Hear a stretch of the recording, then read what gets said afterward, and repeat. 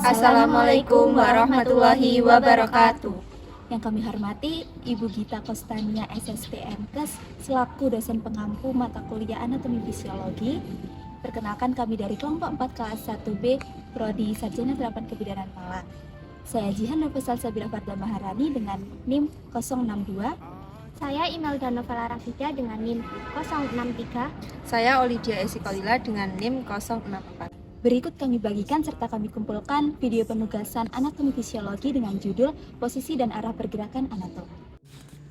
Submateri yang akan dibagikan di dalam video ini yaitu pengertian anatomi fisiologi, pembagian bagian tubuh, arah kedudukan bagian tubuh, arah pergerakan anatomi. Pengertian anatomi. Anatomi berasal dari bahasa Latin yang terdiri atas ana dan tomi. Ana berarti bagian atau memisahkan dan tomi berarti iris atau potong. Sehingga anatomi adalah ilmu yang mempelajari bentuk dan susunan tubuh, baik secara keseluruhan maupun bagian, serta hubungan alat tubuh yang satu dengan lainnya. Pengertian fisiologi. Fisiologi berasal dari bahasa Latin yaitu visi dan logi. Visi atau fisis berarti alam atau cara kerja, dan logi atau logos berarti ilmu pengetahuan. Sehingga fisiologi adalah ilmu yang mempelajari faal atau cara kerja tiap jaringan tubuh atau bagian dari alat tubuh dalam keadaan normal. Dapat disimpulkan bahwa anatomi fisiologi adalah ilmu pengetahuan yang mempelajari tentang susunan atau potongan tubuh serta bagaimana alat tubuh tersebut bekerja.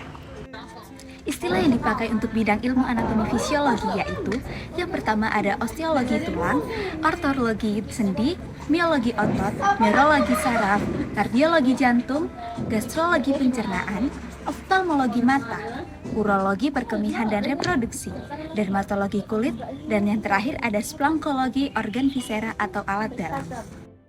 Pembagian bidang tubuh. Yang pertama, medial. Bidang tengah yang membagi tubuh menjadi dua bagian yang hampir sama.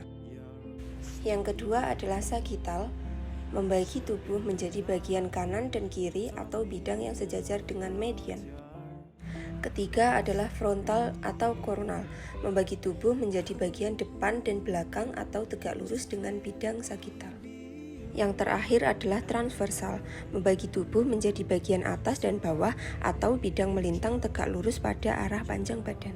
Berikut ini penjelasan tentang arah kedudukan bagian tubuh. Posisi anatomi sempurna. Manusia yang berdiri dalam posisi anatomis yaitu dengan berdiri tegak dengan sikap sempurna. Kedua kaki rapat, kedua lengan di sisi tubuh dengan telapak tangan menghadap ke depan, dan kepala tegak dengan mata memandang lurus ke depan. Anterior dan posterior. Anterior atau ventralis merupakan bagian depan dari anggota tubuh tersebut. Posterior atau dorsalis merupakan bagian belakang dari anggota tubuh tersebut. Contoh dari anterior yaitu lambung anterior terhadap limpa.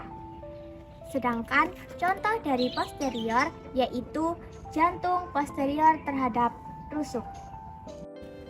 Superior dan inferior. Superior atau kranial merupakan bagian tubuh yang mengarah ke atas tubuh yang berdiri atau dekat dengan kepala. Sedangkan inferior atau caudal merupakan bagian tubuh yang menjauhi kepala dengan mengarah ke bagian bawah atau kaki. Contoh superior yaitu mulut superior terhadap dagu. Lalu contoh inferior yaitu pusar terhadap payudara. Superficial dan profunda.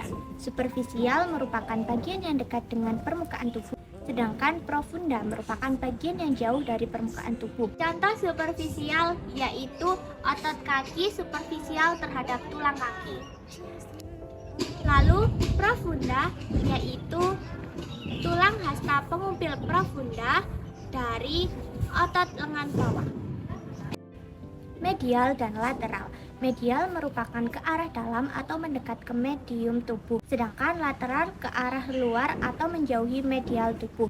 Contoh medial yaitu pangkal lengan medial terhadap tubuh. Lalu lateral yaitu telinga lateral terhadap mata. Proksimal dan distal. Proksimal merupakan bagian tubuh yang lebih dekat dengan batang tubuh. Sedangkan distal merupakan bagian tubuh yang lebih jauh dari batang tubuh.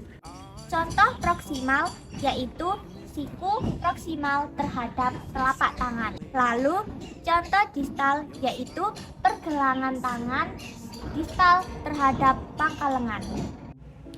Arah pergerakan anatomi. Yang pertama, fleksi dan ekstensi. Fleksi adalah gerakan menekuk atau membengkokkan anggota badan. Ekstensi adalah gerakan meluruskan kembali anggota badan. Contohnya pada gerakan ayunan lutut ketika berjalan. Yang kedua, aduksi dan abduksi. Aduksi adalah gerakan mendekati tubuh, sedangkan abduksi adalah gerakan menjauhi tubuh. Contohnya pada gerakan membuka tungkai pada posisi istirahat dan kembali ke posisi siap. Yang ketiga, elevasi dan depresi. Elevasi adalah gerakan mengangkat anggota tubuh, sedangkan depresi adalah gerakan menurunkan anggota tubuh. Contohnya pada gerakan mengangkat pundak dan menurunkan kembali. Yang keempat, inversi dan eversi. Inversi adalah gerakan memiringkan telapak kaki ke dalam tubuh. Eversi adalah gerakan memiringkan telapak kaki keluar tubuh. Istilah gerakan ini hanya untuk wilayah pergelangan kaki. Yang kelima, supinasi dan pronasi. Supinasi adalah gerakan menengadahkan tangan, sedangkan pronasi adalah gerakan menelungkupkan bagian tangan. Istilah gerakan ini hanya untuk wilayah pergelangan tangan. Yang keenam, endorotasi dan eksorotasi. Endorotasi adalah gerakan ke dalam pada sekeliling sumbu rotasi panjang tulang yang bersendi, sedangkan eksorotasi adalah gerakan keluar pada sekeliling sumbu rotasi panjang tulang yang bersendi. Contohnya memutar pergelangan tangan ke segala arah. Yang ketujuh, protraksi dan retraksi. Protraksi adalah gerakan memajukan tubuh, sedangkan retraksi adalah gerakan menarik bagian tubuh ke dalam posisi normal. Contohnya adalah gerakan membusungkan dada. 8. Rotasio adalah gerakan paksi atau memutar pada sumbu vertikal tulang. Contohnya gerakan memutar lengan bagian atas atau bahu 360 derajat.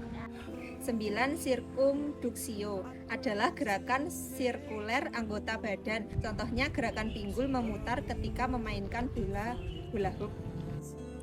Demikian skrip pembuatan video untuk memenuhi tugas anatomi fisiologi. Kurang lebihnya kami mohon maaf dan terima kasih. Wassalamualaikum warahmatullahi wabarakatuh.